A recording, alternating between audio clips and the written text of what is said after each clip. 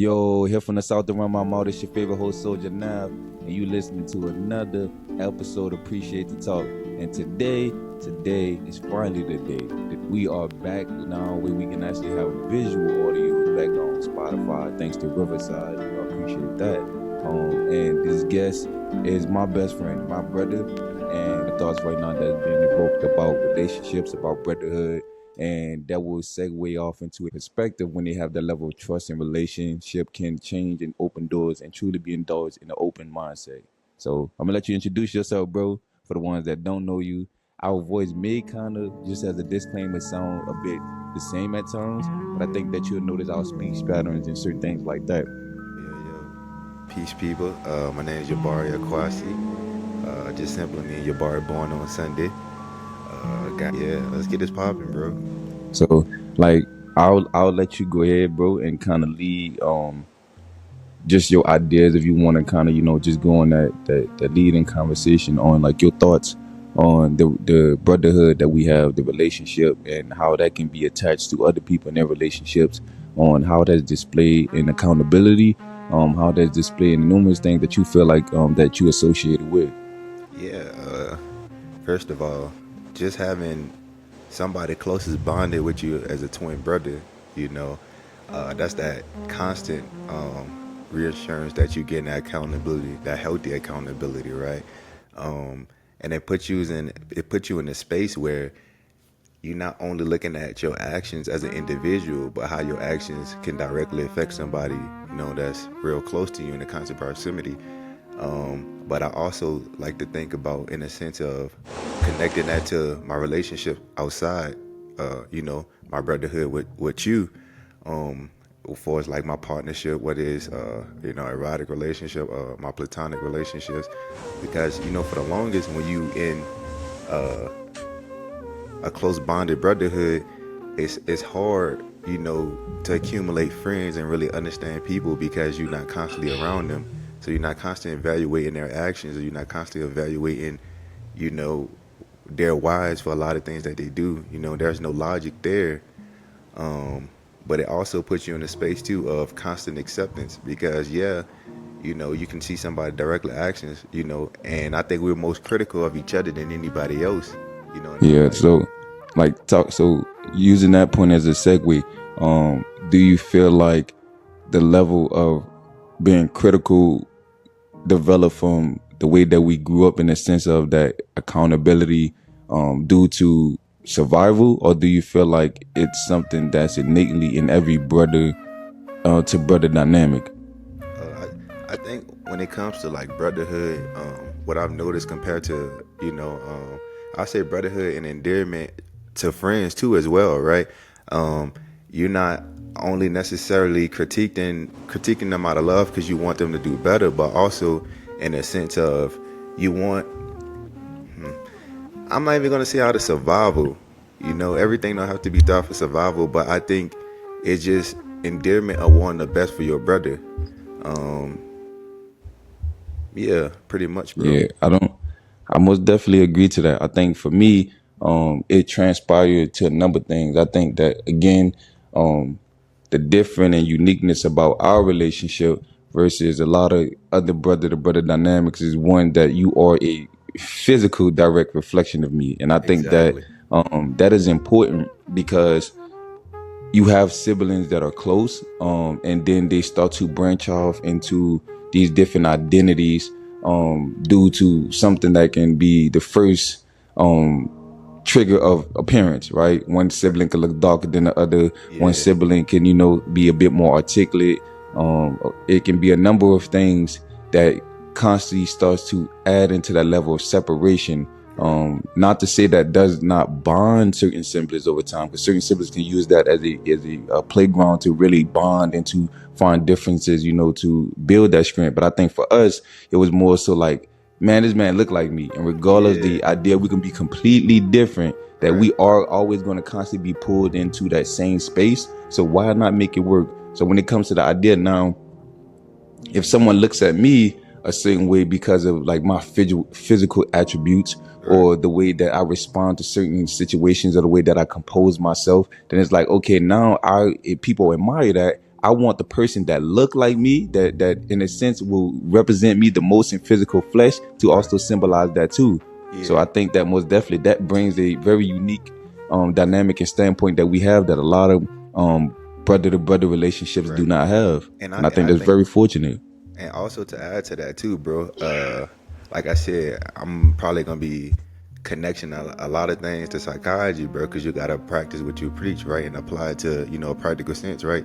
And there's this thing called classical conditioning.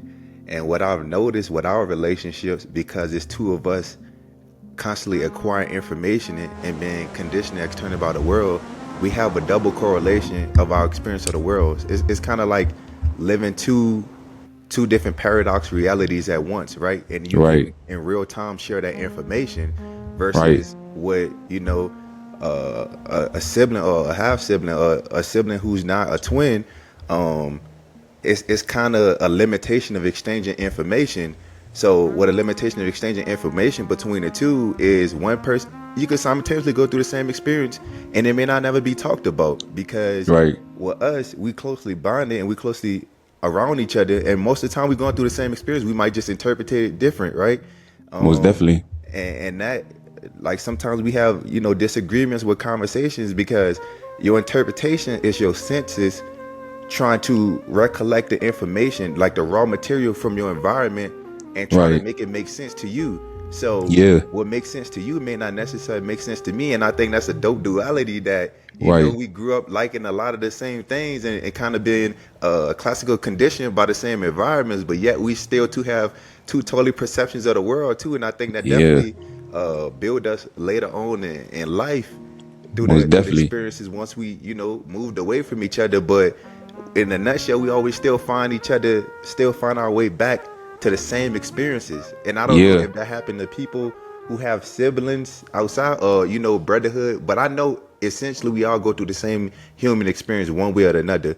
But Right. it's dope to really see that in a reality, and to be able to talk about it, that we go through the same experiences and then we don't even know until we have a Yeah. conversation about it. Yeah. But it's a constant exchange of information between us, bro. Right. So And I think that that literally is, again, that important bridge. I think that that line of allowing us to communicate and to be open and to be transparent and to be vulnerable right. allows us, even if we are experiencing different parts of life, even at the same simultaneous moment, we both could be standing on a corner, and my senses and my perception and the things I associated from my experiences, that when I'm not with you, are at play, and the same with you. And I think that we can do what I feel that most human beings choose to do until someone says something that sparks a level of comfortability and transparency to be evoked. But Yeah, we, like, bro, I'm experiencing this now.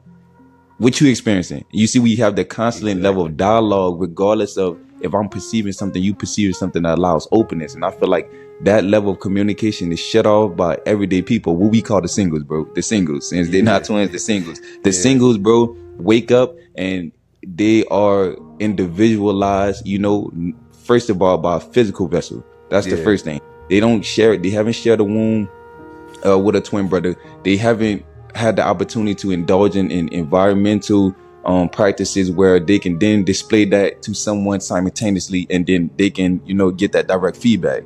Right. It's like literally like you're sending multiple drones out and you collecting more information versus a person going out and it's like, okay, I'm experiencing this, and then now it's dear to me. I Right. don't I don't ever feel like things are dear to me because I have someone that already is in that space from the womb. It Right. wasn't just mine, so my experiences are not just mine. Even if I'm only experiencing them, I'm going to share them as though we're both experiencing that at the same time. Right. And So we always use the word living vicariously through each other, right, bro? yeah. So that's one of I learned. So you got your classical conditioning, right, and you got your contemporary Right. conditioning, right. And what I was thinking about is vicarious learning, bro. That's what it's called, vicarious learning. That's why I said I live vicariously through you, is Yeah. because I'm learning through your experience, right? I don't have, that's Right. one of those things where I don't have to go through the experience myself, but I can take the same depthness, the same information, the same, to extent, same endearment of that experience through Yeah. you. And I think the thing what a lot of people don't really understand accountability in relationships and Yeah. brotherhood is because their mindset when it comes to vicarious learning is not connected with their classical learning, a classical Right. conditioning, because those two people never went through the same experiences. Whereas me Yeah. and you, 90% of our life experience has been rooted based off of, you could talk about like going through Katrina, we could talk about, going to the same schools and just, changing our way of life, and coming from moving from Atlanta after Katrina to New Orleans, how our Yeah. mindship had to shift simultaneously compared Yeah. to, our siblings, people we grew up around, how we had to navigate the world, how we looked at the world from a sibling perspective, bro. And that was Right. always a baseline of, like I said, vicariously learning through each other. And then Yeah. we felt like if I went through something, I needed to give my brother immediately this information, or I need to Yeah. share the experience immediately with my brother. Yeah. Versus now, for people, social media is other people living vicariously through them, but Yeah. there's a disconnect of, and they're being That classically constant conditioned. experience. Yeah. Yeah. So now, like So, you think, nah, and but I, now, you go ahead, bro. oh You got it. Because I was saying that's a good segue. Once you continue, I yeah, think that's a good segue. Which you initially start about our relationship, not only through us, but yeah, how that relationship affects your relationship with other people, or relationship wise. Like you said, that okay, we shared this experience and we used to doing this so much for years and years immediately that now when I'm in a relationship with someone, my personal relationship, whether it's platonic or intimate or anything like that, yeah, I feel that I have to share this immediately because I care about you, and I grew up with someone that I cared about. And so now it's to the point where, like, look, this is what you're doing, and I can see that this ain't gonna be a way in which we could survive, or we could thrive, or we could move forward. I need you to yeah, value this because I grew up with someone that valued this, and every time we valued it, we propelled. right. And And we so, got, how do you feel like that aspect started to affect your relationships moving forward? well, also too, bro, you gotta think about sometimes in our mindset, we adopt a very dogmatic, militant mindset, man, and Right, that's through our innate survival instinct, right? And that's through because we grew up in New Orleans, we've been classically conditioned to realize that if I'm telling you something, well, I'm sourcing out this information to you, it's through your survival and your embetterment. But right, there's always a profound way, or a way that sits with the person who's inheriting that information, in a way that's more malleable for them. But yeah, for us, we're used to hard grit. Look, this is the truth. This is what it is. But for me now, it's like it's an art, right? Like any relationship that I'm in now, it's takes an art for me to learn that person as an individual, and how can I right, articulate their needs for embetterment from my perspective to them. And if they take that, then that's beautiful. If they don't take it, that's cool, but at least I planted the seed, right? right, But I always try to direct them in a way from a third perspective, especially if it's solicited advice. If it's right, advice that I feel like they're not really asking out for, then I come from a place of non-judgment. I really don't yeah, put my input into it, because I think eventually that answer will follow to them. But right, eventually, you got to know when, if you really care about somebody, the way you say, to give them the information that's digestible for them, not emotionally but intellectually, right? And in a simpler term, bro, I'm starting to realize the older I get, I like simple. If somebody yeah, could digest something simply to me, what is emotionally, what it is, from an intellectual perspective, what is just even in a physical way. If I'm trying to learn something how to do physically, like if you can break it right, down, then that's something that's gonna always stick with me, and I'm gonna come to you to learn more about it because it was a better right, experience, right? So, right.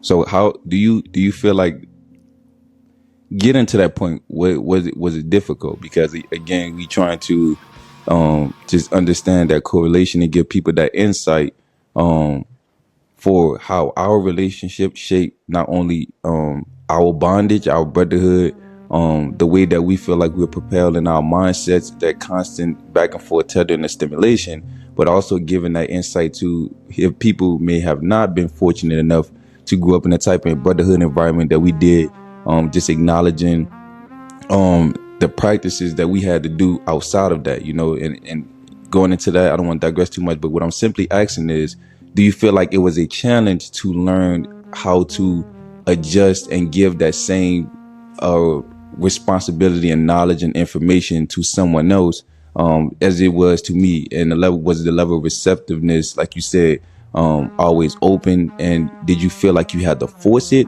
or do you feel like in some spaces people were just very open to receiving that? Well, I think, bro, mostly it's through, like I said, anything is learning who you talking to, bro. Yeah, Learning what triggers them, learning what excites them, just paying attention to the small things, and over time is you can't always connect passion with intensity, right? yeah, You could be passionate about something, but your tone, your delivery could be too intense for some people, yeah, and then you get caught up in the dialogue between them telling you, "Oh, I don't like the way you're expressing it to me," and then you get caught up and taken away from. It's all about the message. It's not really necessarily getting caught up on how you feel like you need to deliver the message. Is how right, people will receive the message. Because if the whole idea is to correlate a message to the person who's initially taking in the message, you have to know the art of how they like to perceive something, right? Like once I finish Rules of a Radical, it talk about the forefront as an organizer. You got to know how to give the people their needs the way they want it, bro. But also that's particularly progressive for the community within itself. So I look at that right, expense from an individual. You got to know what that individual needs is. That individual right, need maybe better communication. So if you need to yeah, know how to communicate, like for me and you, we could talk to each other any type of way because right. we build that sense of borderline scope of understanding. It's not from a sense of trying to talk down to Is you not right. or It's not being even dogmatic. necessarily personal. It's more so about the development at the end of the day. And I think Yeah, that that is a good point, because I think that how I would apply that directly into like my personal and very intimate relationship is that we try to work on that. If my partner is delivering something to me, number one, their response is directly because her livelihood is correlated and intertwined with mine, the same way we are in relation to that. right. And I think that it's never that I am the problem or I am the issue or she's the problem or she's the issue, but it's more so that this is threatening our survival. This is threatening a very smooth life. It is making things difficult in one way or another, whether it's now or in the future. Yeah, And I care about you. I love you. And so I am bringing to you for this to be addressed and for it to be fixed, not to control you, not to say that the way you're thinking or your behaving or maneuvering is definitely wrong. Because again, perception, that's your perception. That's right. you, how you felt like your judgment in the world brought you to. But that don't mean that a person can't pull you out of that to realize like, hey, this is what's actually going on. This is what I see physically in the world, regardless if you agree with it or not. So Yeah. that's most definitely a good point to tie to that, bro. And the key thing you talk about, bro, is perception, right? Like Right, literally, perception is the raw information we get from all our senses to interpret and navigate the world, right? That's how you right, know if a flower is beautiful. This is how you know if you like a show on TV, or the Hughes quantum question is the sky blue? All yeah, that is through perception, and perception comes from a raw information of senses. But the right, problem when we get stuck on perception is we don't question the perception of what we learn from, because there's always a root of perception. Like I said, it's raw information interpretation through your classical learning. And right.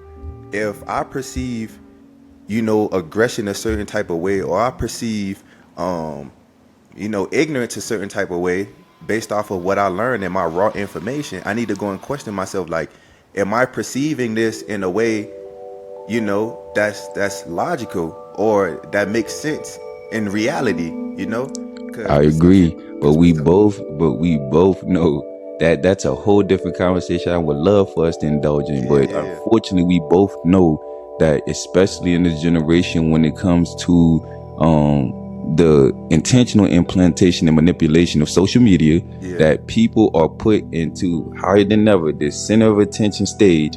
And so now people only want to indulge in anything that adds to their perception. People don't wake up, for the majority, I'm gonna say the majority, and I'm not gonna say this apply to everybody, because I'm learning how not to generalize as much as possible, because yeah, the world is constantly changing, and I'm not the gatekeeper to say this is how people rightfully move. But what right, I'm gonna say is, for the majority of people, people wake up every single day, even me and you, and try to confirm our perspective and identity. And I think that simultaneously, those people that are who I could deem as scholars, as educated people, knowledgeable, and who are truly open, can also wake up on that simultaneous say, okay, this is a perspective that I woke up with, and I try to look for confirmation with, but Yeah. this is what's reality. Well, yeah. Well, yeah. I think we do try to constantly. It's not a sense of confirming our identity, right? But it's the fact that if you look at one of the huge epidemics that we have in this country, or as individuals, bro, is loneliness, bro, and alienation from oneself, right? And to understand oneself, you have to really have a connection to a reflection of you, right? And that's why I Right. say we're more sure of who we are as an individual and be able to have accountability for each other, because the simple fact is we have a mirror in front of us and we're not alienated from ourselves, because we physically can see ourselves in a physical form, but also in Right. a mental and spiritual form, internally and Right. externally. And there's a constant exchange of information. The problem, a lot of people become alienated from themselves, and they go and try to find an identity to attach to, or some organization to attach to, is the simple fact that they don't have the space and have the constant surrounding of people who are constantly exchanging information with them, whether it's Yeah. a particular conversation like we Or always have. let's say more so useful information. Yeah, The yeah, information that can actually, propel you to grow and to Right. then really truthfully be reflectful. People Right. talk about the same stuff all the time: sports, Yeah. social media, famous people, food, things that to my definitely and meaningful you, conversations, bro. You're right. You're right. yeah, can be mundane.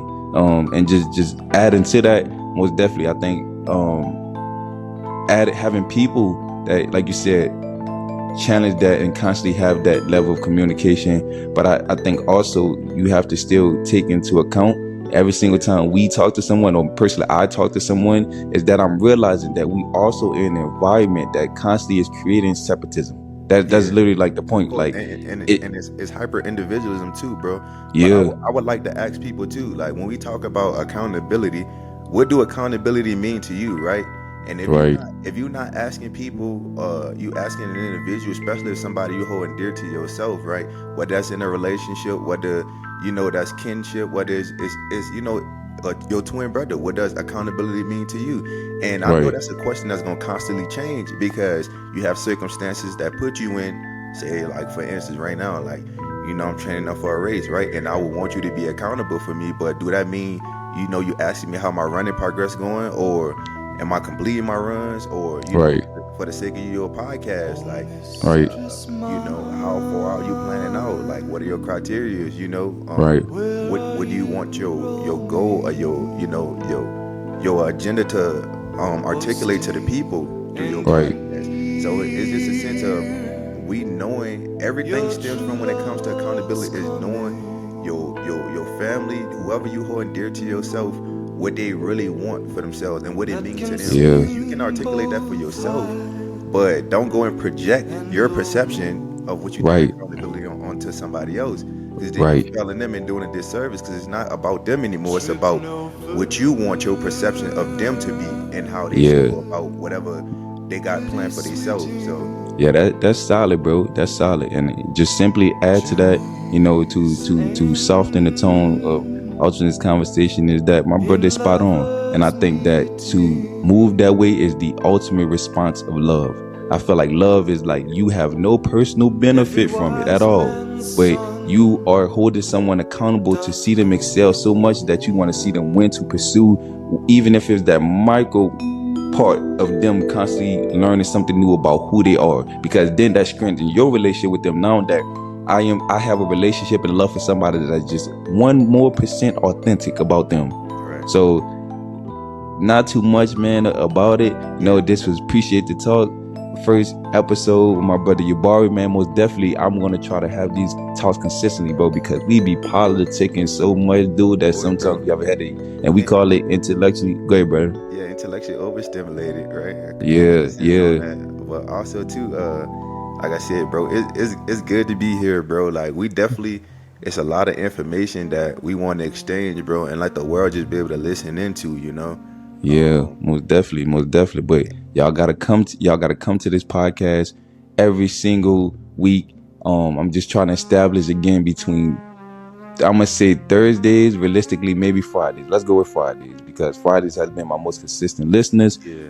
So we're gonna try to tune in every Friday. And again, appreciate the talk. It's simply about giving those conversations and perceptions, a bit deeper than do men feel like women are obedient and all of this. Like, but right Yeah, now I man. feel like We it's a can shoot lot of past that, extension man. of like these Facebook and these YouTube podcast bashing black women, bashing black men. Right. It's a lot of deeper conversation we can have. We trying to Yeah. get into the mind. We trying to have those conversations that when you driving to work, when you talking to your friends or your coworkers, and you like, we edging it. I feel like a lot of y'all out there are edging conversations. We trying to dig deep, and We that's what want thought appreciate. provoking, man. Like Yeah, most definitely, real most definitely. intellectual thought provoking, real humanistic provoking. And we also want you to get a lot of information too, whether it's from psychology, whether it's sociology, anthropology.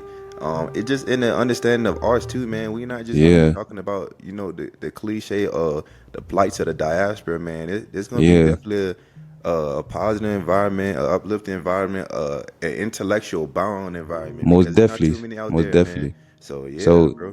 with that, with all of that information, you may have to listen to his podcast one time to digest it, two times digest it, three times y'all just really, really like me hearing our voice. Right. But y'all can listen to us on Spotify podcasting, Apple Music podcasting. This is going to be uploaded live this Friday to YouTube and anywhere, anytime, any place. Listen to us in the shower, listen to us on your way to work, listen to us on your lunch break. This is Appreciate the Talk podcast. Yeah. Today's episode, my brother Yabari, just talking about perspective and brotherhood relationships. Until next time, hit around my mouth on the south with love. Peace.